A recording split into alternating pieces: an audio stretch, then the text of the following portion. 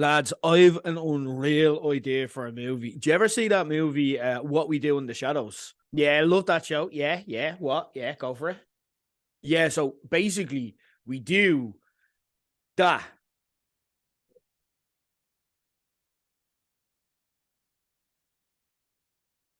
Sorry, I'm just waiting for you to finish your sentence there. No, that's it. That's it. That's everything.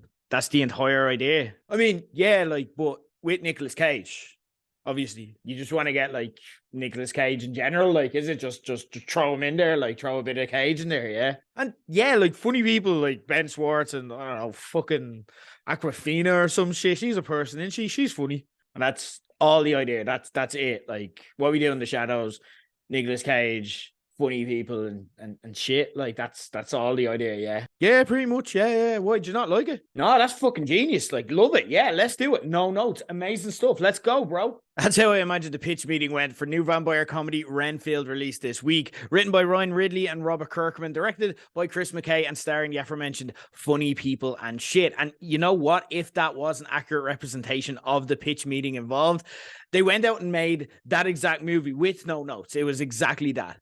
Renfield follows the title character, played by Nicholas Hoult, who's the familiar for Count Dracula, and is therefore, as familiar, tasked with basically being his servant, finding bodies for him to kill, and cleaning up the mess whenever Dracula goes on a murder spree and makes whatever situation they're living in completely untenable and they have to start again. If you've seen the trailer, you've seen the setup where Renfield, as we meet him in present day, is in group therapy for people suffering from abusive relationships with narcissists. He's there under the guise initially of trying to find bad people that he feels less guilt about feeding to Dracula, but then the sessions start to hit a nerve and he begins to rethink things. And if you've seen the trailer, what you saw was probably funnier than the movie itself, because at least in the trailer, having the fact that Dracula was played by Nicolas Cage, hamming it up to the max, was a big reveal that got a laugh in itself. But that's actually not how it plays out in the movie. In Renfield, you learn all this straight away from a flashback sequence telling their story until now.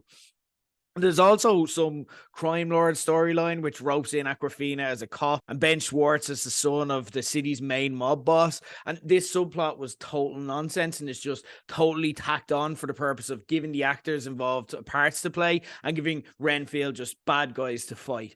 I found the movie annoyingly cocksure that its concept was just a home run and required little to no effort, because that's clearly what went into it. And the thing is, I like all of the lead actors, and particularly self-aware Nicolas Cage doing comedy, who may be having his most purely entertaining portion of his career with this kind of material. And I've also followed Ben Schwartz since he was the oddball cameo guy in Jake and Amir web video. So I'm delighted whenever I see him in a prominent big screen role. But this was frankly a waste of their talents. There are a couple of laughs the movie falls arse backwards into, so it's not the worst movie of the year, or even indeed the worst vampire movie comedy of the year. Let the Wrong One In is still comfortably holding that honor. But it's more frustrating than anything, because you sense there would probably be a really good movie in there if they just actually tried.